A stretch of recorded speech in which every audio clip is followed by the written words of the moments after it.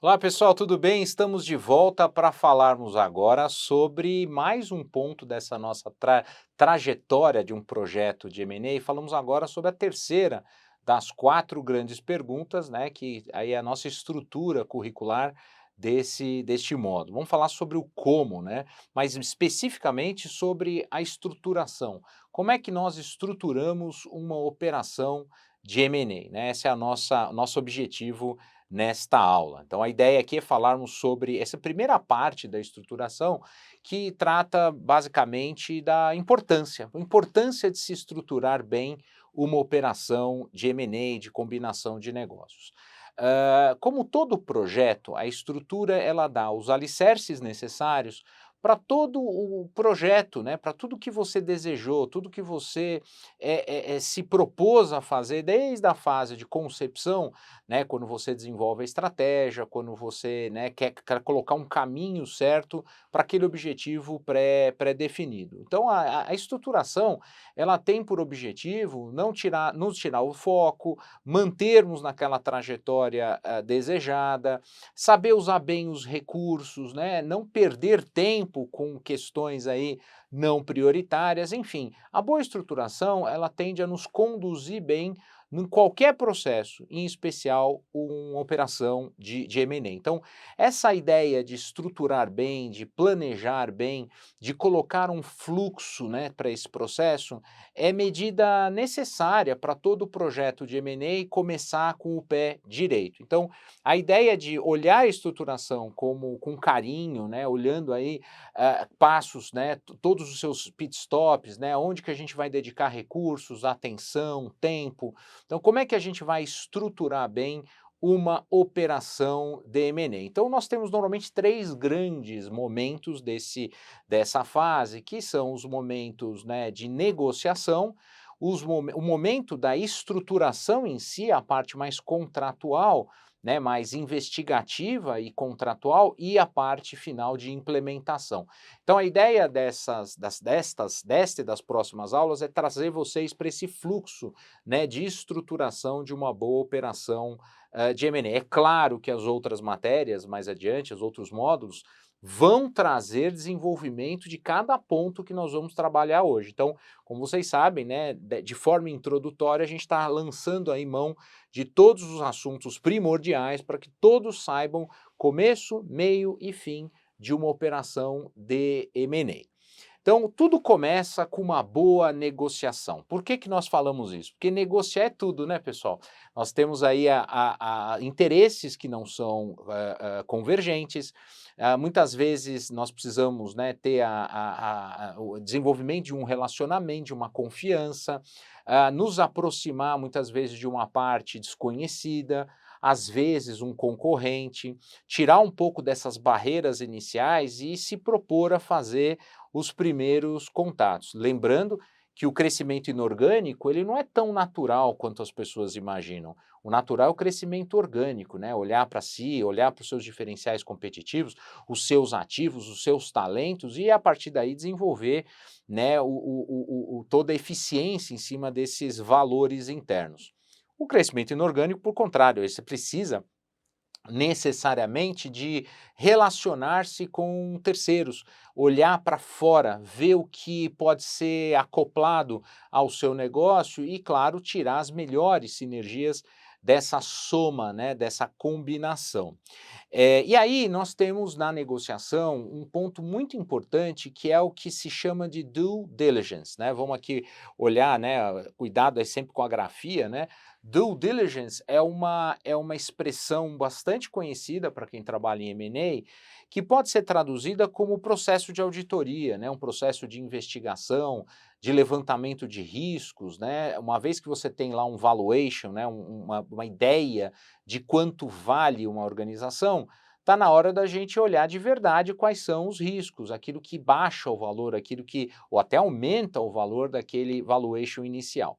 E aí, pessoal, se vocês estudarem, olharem todas a bibliografia, que é escassa, infelizmente, sobre M&A, nós vamos ver que são quatro as funções de uma due diligence, né? Primeira função, mais simples de todas, é a redução, né, da chamada assimetria informacional. Quando nós fazemos uma due diligence, qualquer que seja o seu escopo, mas basicamente uma due diligence para fins de M&A, as partes, né, têm diferenças de informação entre si, a chamada assimetria informacional. À medida que nós vamos, né, trabalhar, investigar, olhar documentos, trocar informações, investigar a fundo o outro lado, você está, na prática, reduzindo essa assimetria de informações. Então, primeira função da due diligence, pessoal, é a redução de assimetria informacional. Segunda função da due diligence, extremamente importante, é a possibilidade da gente ajustar o valuation e formar o preço.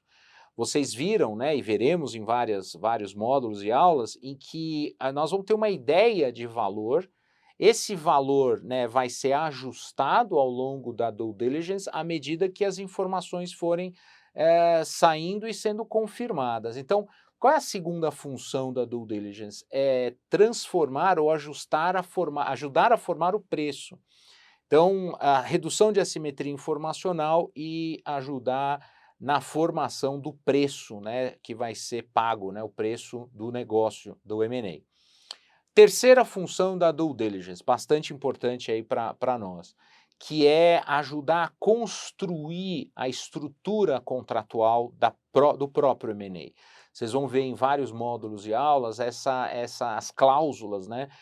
E elas decorrem dessa avaliação, né? Eu não consigo tirar um documento de um servidor, de um computador, essa minuta aqui serve para isso. Não, não. Eu preciso primeiro fazer essa auditoria, com base nos achados, aí eu consigo construir a chamada proteção contratual das partes. Então essa é a terceira função da due diligence. E tem uma quarta, gente, essa é fantástica, né? Para quem já trabalha em M&A vai se identificar rapidamente, para aqueles que estão começando vão se surpreender.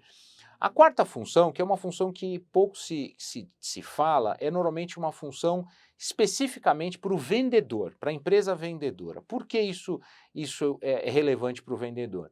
É muito comum, tá? E isso acaba, né, numa negociação virando até uma cláusula contratual, que o vendedor, até para ele não se expor demais e não correr um risco do chamado phishing, né, de você passar informação e não avançar o negócio, e simplesmente perder o negócio, né, para um concorrente, por exemplo, é muito comum que o vendedor exija numa cláusula contratual que todo e qualquer relatório de auditoria feito pelo comprador seja compartilhado, relatório parcial ou final, tanto faz. O que eu quero dizer com isso? Mesmo, né, num caso de não conclusão da negociação, não avanço, o vendedor tem um benefício que seria conhecer estes relatórios, ter acesso a esses apontamentos. Quer mais sinceridade do que isso? Qual que é a quarta vantagem então, pessoal? É o vendedor ter uma oportunidade de saneamento, ainda que o deal não ocorra, né, que o negócio não seja concretizado. Esta quarta função, se bem negociada, se bem combinada, dá ao vendedor quase como se fosse um seguro, né, uma garantia que pelo menos ele vai ter, entre aspas, uma consultoria sobre as suas vulnerabilidades. É interessante porque a gente, né, com a experiência vai percebendo que essa quarta aí é bastante interessante se bem negociada, né, na fase inicial das tratativas. E aí, pessoal, nós podemos trazer como exemplos, claro que isso daria aí várias aulas, mas de uma forma resumida, nós temos aí diferentes modalidades de due diligence, né? Nós temos algumas classificações interessantes, pode variar de escopo, pode variar de forma, mas a gente normalmente coloca aí jurídica e não jurídica, mas eu acho que a melhor diferenciação que a gente poderia trazer aqui para vocês hoje é o que a gente chama de due diligence investigatória e, do outro lado, uma due diligence confirmatória. A investigatória, grande maioria dos casos, qual que é a ideia dela? Investigar, ir a fundo, descobrir o detalhe, né? Eu não tenho informação e logo preciso e quero saber. Essa é a due diligence que, por exemplo, se aplica a sociedades limitadas, sociedades anônimas fechadas, né, as empresas que não têm auditoria, que não têm, né, uma profissionalização de gestão. Então, a grande maioria dos casos, você vai fazer uma due diligence de caráter investigativo. mas também temos a due diligence de caráter confirmatório. Normalmente a gente usa essa due diligence em empresas que já estão ali, já se conhece bastante, ou empresas públicas, companhias abertas, ou seja, eu tenho muita informação já disponível e qual que é o segredo? Vamos descobrir, né, vamos confirmar se aquelas informações disponibilizadas, elas de fato são reais, são verdadeiras. Então a gente tem aí dois tipos de due diligence que vocês vão encontrar bastante aí no mercado, a due diligence confirmatória e a investigatória. Outra variante importante nessa discussão sobre due diligence é essa dicotomia entre tempo, de um lado, e profundidade no outro. Então, a due diligence pode demorar muito ou pode demorar pouco, né? Isso é muito subjetivo, isso depende do caso concreto, mas também depende da profundidade, né? Eu posso fazer uma due diligence bastante rasa, né, rápida e rasa, mas saiba que as proteções contratuais elas vão ter que ser coerentes com essa estratégia da due diligence. Claro, quanto mais tempo você tiver, mais profundo for a avaliação, mais seguro será o negócio, ou seja, mais precisão vocês vão ter na construção da estrutura. Então isso é importante, né, estamos falando aqui do como, né, então como é que a gente, né, sai de uma ideia, né, do M&A para uma execução. Tempo e profundidade são perguntas, são quesitos aí extremamente relevantes nessa avaliação. Outra coisa que nós alertamos para todos os alunos e alunas é como aproveitar bem as assessorias. E o bem eu vou grifar aqui, porque ó, bem é, é um conceito também subjetivo. Também tem a ver com o quanto você está remunerando, né? Não existe trabalho, né? Não existe almoço de graça, como a gente fala no mundo dos negócios. Então, aproveitar bem as assessorias, pessoal, é explorar o melhor delas, no sentido do jurídico nas suas capacidades, do financeiro nas suas capacidades. E, pessoal, já que é um investimento nas assessorias, na due diligence é um momento extremamente relevante para você aproveitar não só a capacidade de levantar informações que esses profissionais têm, mas principalmente aproveitar a capacidade analítica desses profissionais. Trocar ideias, né, ver segunda opinião. A gente sempre vê, né, exemplos reais aí no dia a dia de partes que são mais teimosas, menos teimosas, que querem muitas vezes, né, não ouvir os seus assessores. Pessoal, eu diria para vocês que é fundamental essa troca de ideias, né? Independentemente de uma unanimidade nas conclusões, é importante você estressar, porque neste momento cada um vai enxergar o fato levantado, né, pela due diligence de uma forma diferente. Comprador e vendedor já vão ter opiniões muito diferentes.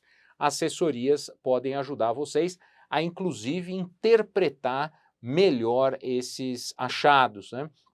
Então é fundamental que esse relacionamento com e entre assessores seja bastante salutar no momento aí da negociação, no momento da due diligence.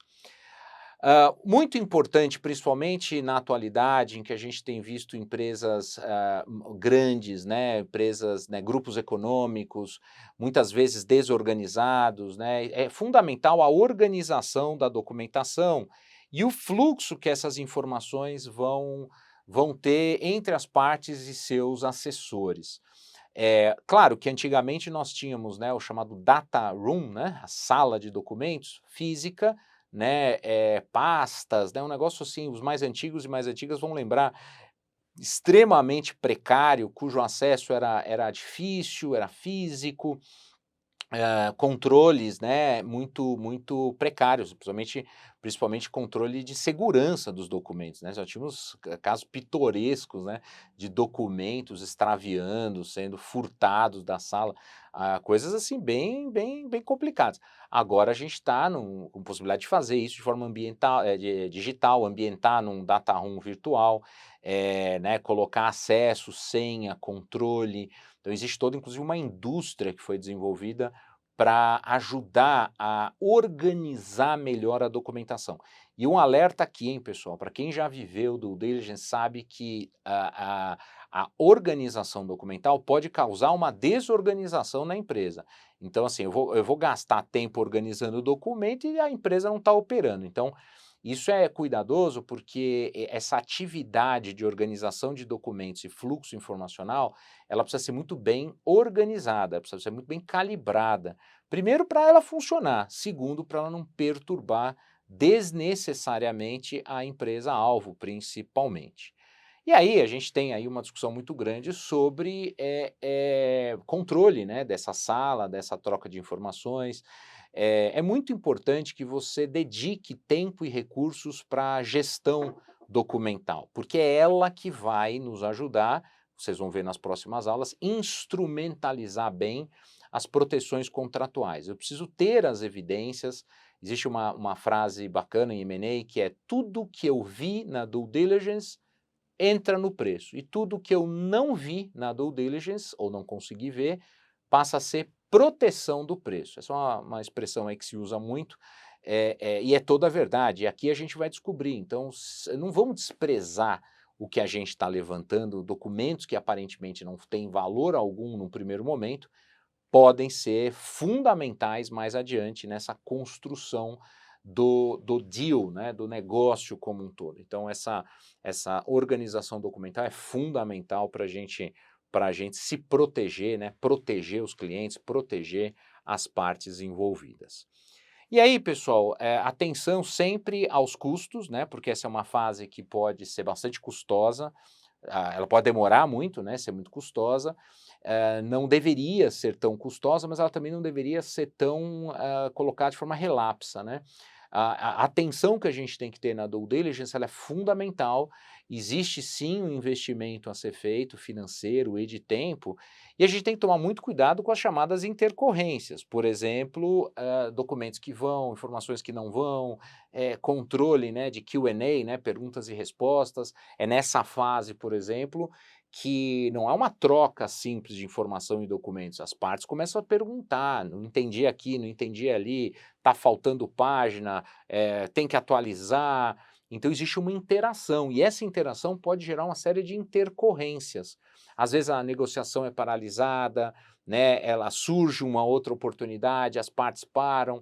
Neste momento, todo cuidado é pouco, porque você está lá se expondo, por um lado, mas ao mesmo tempo você também está criando confiança. Então existe aí um trade-off, né, importante, né, as partes têm que avaliar bem. Por isso também que os assessores financeiros e jurídicos são fundamentais para ajudar nesse fluxo informacional que tem que acontecer, pessoal, de forma muito segura, porque senão a gente já começa errado o processo negocial.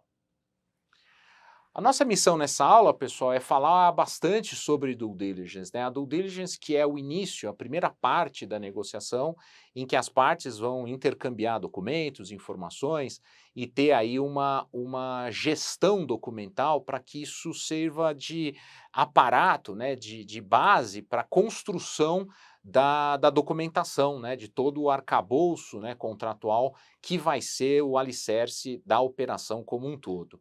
Começar errado, pessoal, já é um grande problema, como vimos em outras aulas.